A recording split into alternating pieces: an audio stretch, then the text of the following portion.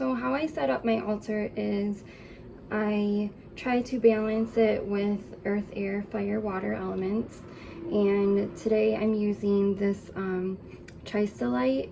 It's a crystal that represents earth, and it also has relations with the fairy realm and grounding. So I'm using, over here is the air element, and I made this fairy. I put this fairy here because selves, if you're familiar with the fairy realm, they represent the air element, and so does lavender. I chose lavender because it's very good for love, and it's a calming and relaxing herb. Ginger is a fire element, so over here I put my fire element, and ginger is also good for fast acting in spells. And then I also have a mermaid, and with mermaids they resemble water. I'm working with a blue aventurine, but you can work with so many different crystals that you know, resonate with you for this purpose, which is patience. Patience goes hand in hand with compassion and love and healing, those sorts of things. I also have a rose quartz because for me, I love rose quartz, and it's a soft, gentle energy rose quartz gives off. And yeah, so I put this up here to have that energy on my altar. I also have Hecate.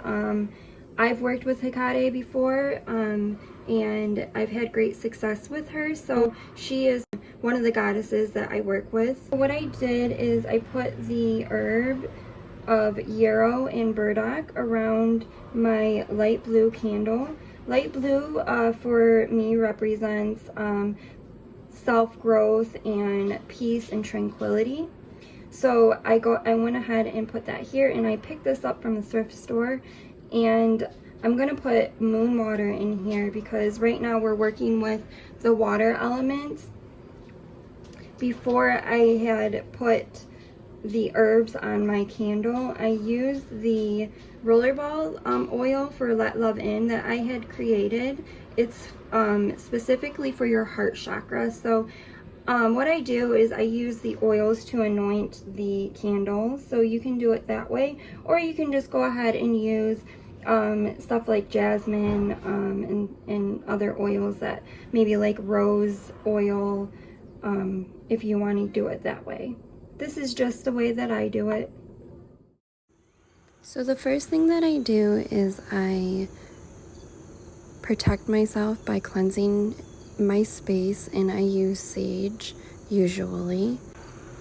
Then I cast my circle, which means I'm protecting myself, and then I call in my guides, and I work with angels, loved ones, ascended masters, and fairies.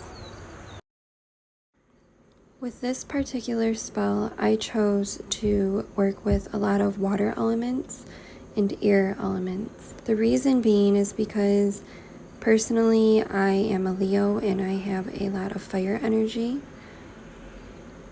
and I am trying to introduce feminine energy within my auric field.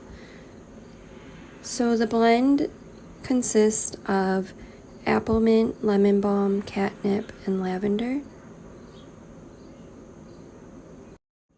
When I mix my herbs, I choose to work with a wooden bowl, and as I'm mixing, I'm putting intent behind each metaphysical properties the herbs contain.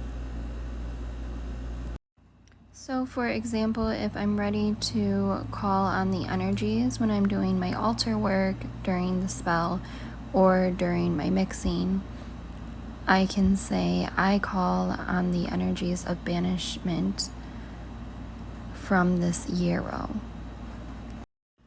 This herbal blend is added to the moon water during my spell. I will eventually have this spell available on my website. I do recommend performing this spell on a Monday at sunset or during the waxing lunar phases or under the full moon. To get the full details on this spell and the ingredients, just check down at the description box and I will list everything for you guys.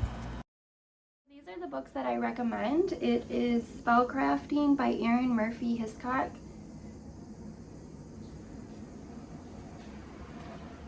This is my go-to Encyclopedia of Magical Herbs by Scott Cunning. I love this book so much if you want to work with feminine herbs, the planets, if you want to work with the moon, if you have wishes to manifest, visions to induce. It's a really cool book. So if you're into magic, I highly recommend working with this book here.